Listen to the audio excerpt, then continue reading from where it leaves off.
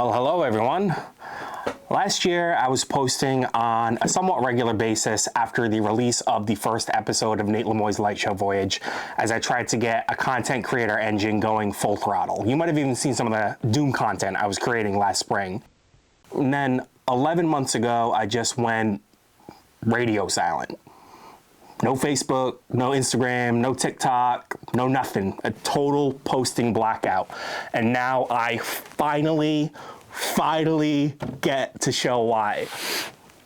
Quick recap, I love crafting live light shows. It is my life's passion and dream, and at age 27, I decided to commit my life to mastering the art of performing live light shows. My life's mission is a journey of elevating the craft of light show performance as high as I possibly can. With that as context, around last May, I realized that to truly elevate my light show craft and to be the content creator I want to be, I needed a dedicated, purpose-built light show studio, a space that can serve as a proper creative headquarters and lighting laboratory where I can work on my light show performance skill set and dive further into the craft of videography so that I can be the best performer I can be and record it as professionally as I possibly can. And with that, after using these two hands to do 377 hours of grueling construction work over the course of the last 11 months, I'd like to introduce my new studio, the Lightshow Haven.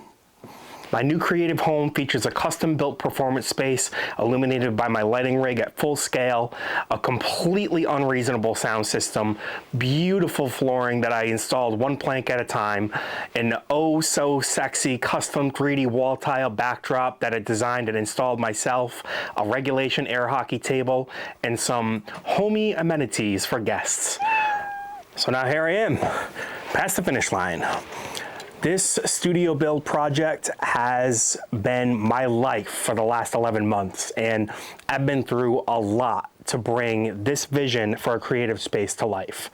Nearly all of my free time, minus family and partner time, of course, was put towards building my light show future. I stopped all creative output to build this studio. If you're a creator, you can probably relate to how brutal it is to take your creativity, stick it in a box, and put it on a shelf. To finally see this through to completion and close this all-consuming studio build chapter of my life means that at long last, I can get back to work.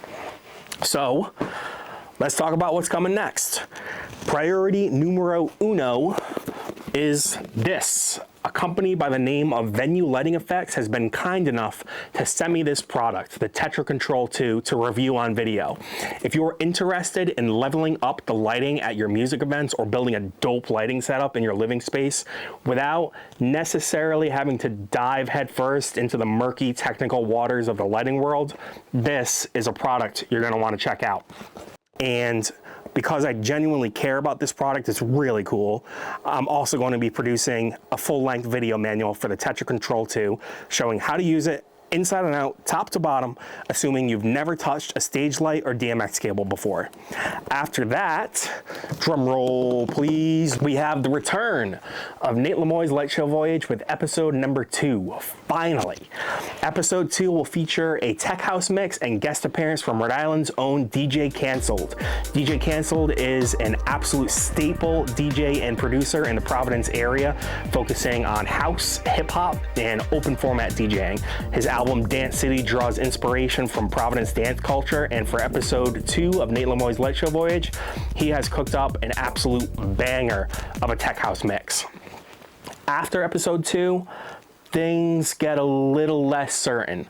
The most certain part is this online course curriculum I designed for myself at the end of 2025 as a New Year's goal.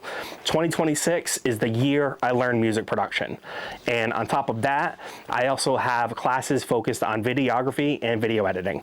Now, realistically, what started as this massive year-long curriculum is probably going to have to get chopped down to about this, given how far into the year we are and how absurdly long it takes me to write notes per hour of course content. But even completing just these classes would represent a major upskilling for myself. That curriculum is the certain part. What's uncertain is how much of my content creation is going to focus on producing new episodes of the Lightshow Voyage versus creating one-off Lightshow performance videos for tracks that I love. I've wanted to go back to my roots and create a whole bunch of light shows for tracks from the Dance Dance Revolution and Baymani universe. I also want to spend serious time programming my lighting console to increase my capabilities when I perform. And another major goal for this year is learning how to play one launch pad on each hand. If you've seen it in my videos, I use the Launchpad Pro. On my left hand, I use the Launch Control XL, and I do manual dimming control, which is very useful.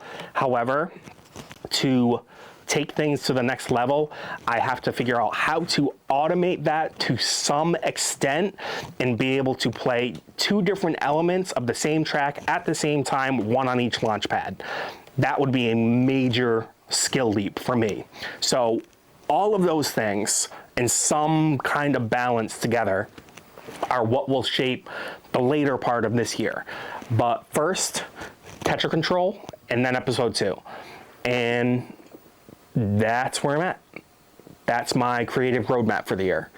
If you've followed my content in the past, there's a lot more coming, because now that the Lightshow Haven is complete, all of that time that was previously dedicated towards the studio build, about 16 to 20 hours per week, is now going to be laser focused on two things: elevating my craft and creating the best content I possibly can.